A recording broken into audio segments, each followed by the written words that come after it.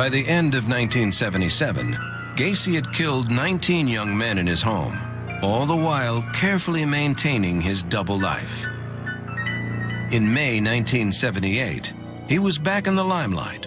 When I stand on the mountain and I say, do it, it gets done. If it don't get done, then I'll move on it. Just wanted to have the person under my complete control to do with as I wanted. Alright, so that was the infamous Jeffrey Dahmer, who admitted that he performed botched brain surgeries on some of his victims in order to turn them into zombies that would do whatever he wanted. If you think that is creepy, wait until you hear what the rest of these other sick criminals have done. Do I have to? I'm a bit scared. Yeah, we do. Ah. So it's time to lock your doors and your doors, grab a blanket, because we're about to dive into this one. This is the top 10 scariest American criminals.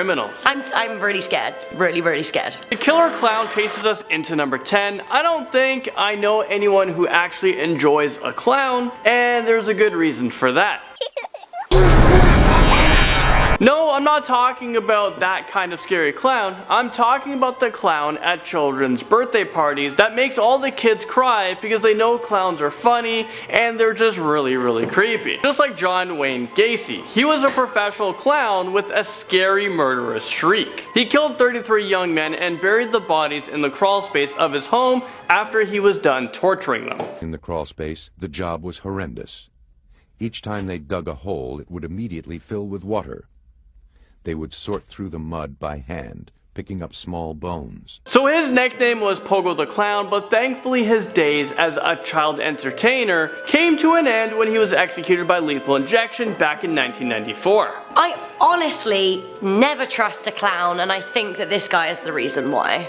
Coming into number 9, this freaks me out so much and continues to do so because they might still be out there. We have the Watcher. The instance in this story took place in New Jersey in America, which leads me to suspect that the culprit was American, but honestly, who knows? Without fully knowing their identity, it's hard to say for sure. Either way, they are absolutely terrifying. The legend of the New Jersey Watcher probably begins in the 1950s, but we only found out about it in 2014. Mysteriously in the 1950s, the property was sold for just $1, twice. Anyway, fast forward to 2014, and a couple who had just purchased the property from the Wood family for $1.4 million started freaking out hard. Why? Because they started receiving weird letters signed by the Watcher. The first letter read that the Watcher had asked the Woods to move and fill the home with, and I quote, young blood. The first letter made reference to the couple's children, stating, once I know their names, I will call to them and draw them out to me. In a series of 3 letters, the Watcher asked, who has the bedrooms facing the street? I'll know as soon as you move in. They said it will help me to know who it is in which bedroom and then I can plan better. They also said, all of the windows and doors allow me to watch and track you as you move through the house. They also claimed that they were the 3rd watcher of the home, saying that their grandfather watched the house in the 1920s and then their father watched it in the 60s. They said, now it's my time. I've been put in charge of watching and waiting for its second coming. What is this creepy stuff? Now the buyers freaked out and tried to off the property, also attempting to sue the people who sold it to them. What a scary and unidentified human. Also, stalking is very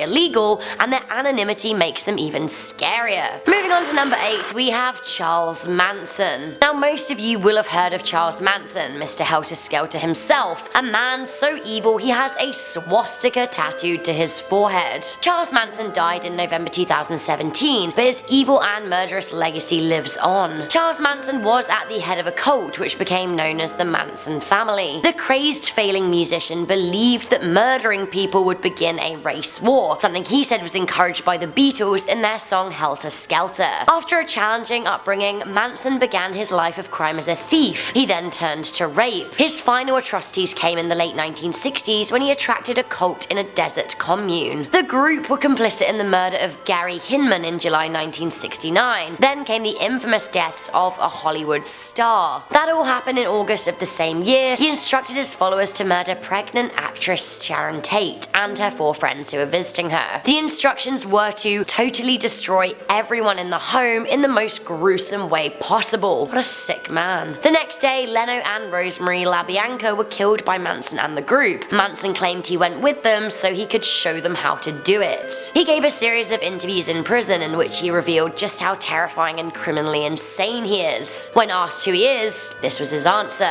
Tell me in a sentence who you are.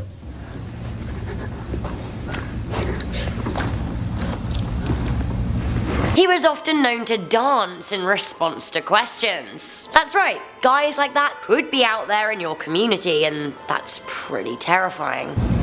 I'm a tramp, a bum, a hobo. I'm a boxcar and a jug of wine.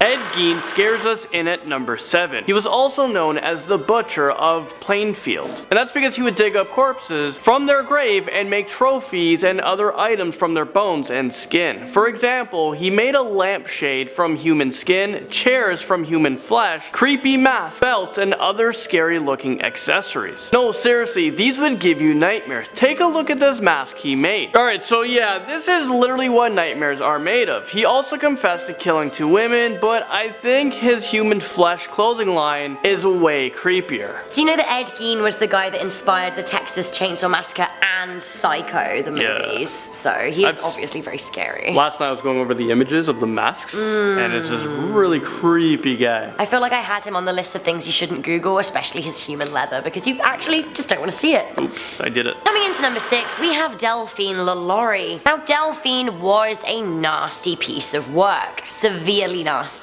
New Orleans socialite and murderer in the 18th and early 19th century, DELPHINE was a literal devil. She was a highborn woman, well respected in her community. Like a lot of rich people living in mansions in the southern states, she was known to keep slaves. While slavery was legal, the way in which LaLaurie kept hers was absolutely not. She beat and murdered her slaves, burying them in the grounds of her sprawling French Quarter house. On April the 10th, 1834, DELPHINE's house caught fire. When the police and fire marshals got there, they found an elderly woman chained to the stove. Now, she said that she'd started the fire to try and kill herself instead of being punished. She said that when people were punished, slaves were taken to the top of the house and they never returned. When the police went up to investigate, they found 7 horribly mutilated people attached to torture devices. When an angry mob tried to hold the LaLauries accountable for their killing, DELPHINE and her husband escaped to France, and she was never actually sentenced or had to face her crimes in any way. She got away. RODNEY ALCALA charms his way into number 5. He is also known as the dating game killer, and that's because during a horrifying killing spree in America, the convicted murderer and sex offender somehow made it onto a TV dating game show, and he actually managed to win. That is insane. What the heck? I'm going to start by having them say hello to you and see how they sound. Number 1,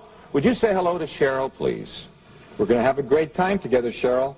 Okay. Yeah, I'm sure you're gonna have a great time slashing and cutting her into millions of pieces. But wait, there's more. Morning, afternoon. Well, they're okay, but nighttime's when it really gets good. Okay, this is real life right now. What I really think he's trying to say is that nighttime is the best time for killers to slash some throats. The morning and nighttime are just okay because you have to be extra careful not to get caught. Isn't that right, Rodney? All jokes aside, he is one scary serial killer, and he was sentenced to death in California for murdering 5 people, but it is suspected that his victims count could be as high as 130 people. He admitted that he used to play with his victims and strangle them until they passed out, and then waiting for them to wake up. He would repeat this until finally killing them. He was captured back in 1979, and he is still currently on death row at California State Prison, but I doubt he's been on any more dates. I have another charmer on this list at number 4, and we're talking about the infamous Ted Bundy. He even described himself as the most cold-hearted son of a bitch you'll ever meet. How many people consider Ted Bundy as one of the most dangerous and scariest serial killers of all time? Because he was handsome and had so much charisma, so he was able to easily lure women into trusting him. Once he learned their trust, he would overpower them and take them to a secluded area where he would torture them and perform disgusting acts of violence. Sometimes he even went back to the decomposing corpses to interact with the body until they were too stiff or wild animals destroyed the corpse. And it is believed that he has decapitated at least 12 of his victims and kept some of these heads in his apartment. He eventually died by electric chair for his heinous crimes back in 1989, but he still left his mark on the world. I led a normal life, except for this one small but very potent and very destructive segment of it that I kept very secret and very close to myself and didn't let anybody know about it. Kind of like a female Ted Bundy. Coming in at number 3, we have AILEEN WUORNOS. AILEEN met her end in 2002 at a facility in the state of Florida. Again, the discussion of whether evil is born or made absolutely comes up, because yes, she did have a tortured background. Her mother was married at age 14 to a man who is a schizophrenic and a sexual abuser. Her mother eventually abandoned the kids, and AILEEN was raised by her grandfather, who rent her out for sexual favors in a pedophile ring. AILEEN got pregnant at 14 and became a prostitute age 15. Maybe a person who grows up with no love is perhaps destined to become a monster. Indeed, a movie was made about AILEEN and her life that was called Monster and starred Charlize Theron. She beat her husband and started jacking cars, but by 1989 she had a taste for murder. She killed 7 of her clients at point blank range with a .22 caliber gun. Often, she shot them several times. It was gruesome. After she was arrested, she claimed she hated all human life and she would kill again. She was interviewed a number of times before her death. Her last words were, comfortingly, "I'll be back."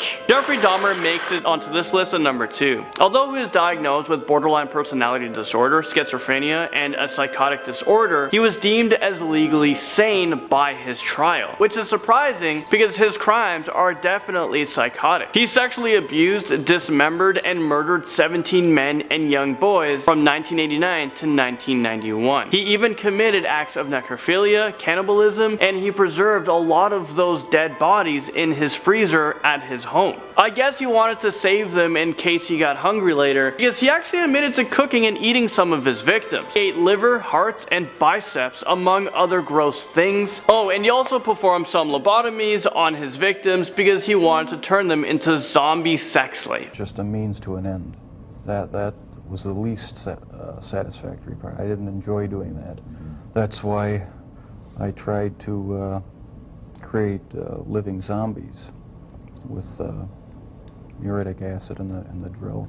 This list has been so intense, but finally coming into number 1, we have something truly terrifying. Terrifying over history, and despite everything, they're still out there. We have the Grand Wizard. These days, the Grand Wizard, or the Great Imperial Wizard, can be more than one person. They're offshoots and living incantations of evil. Back in the day, in the Reconstruction era, the Grand Wizard was one person, and this was the title given to the very, very head of the KKK. The Ku Klux Klan are a vicious and at times murderous white supremacist group that have caused havoc, lynchings, and mutilated innocent people. They've generally caused many racially aggravated atrocities throughout modern history, the Grand Wizard being at the forefront of all of them. The scariest times to be a black American was in the height of the KKK between the 1860s and the 1960s. The Grand Wizard reigned over 100 years of true terror. Arms of the KKK still exist today, and so far as I know, the highest leaders in states are called the Grand Dragon,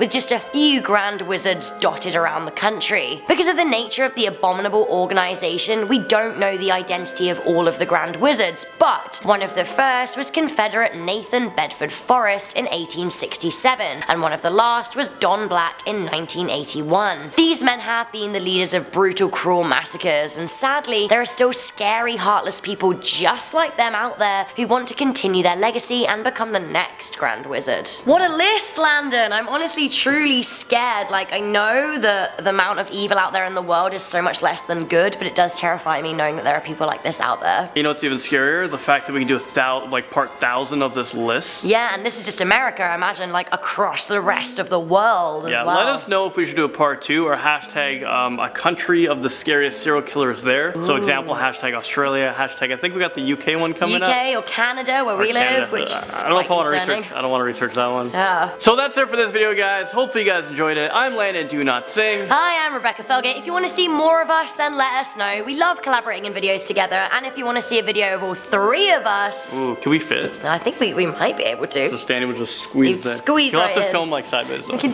do that. Let us know in the comment section down below, but for now, make sure you give this video a good thumbs up, share with a friend, and stay subscribed for more most amazing lists. Bye! Peace!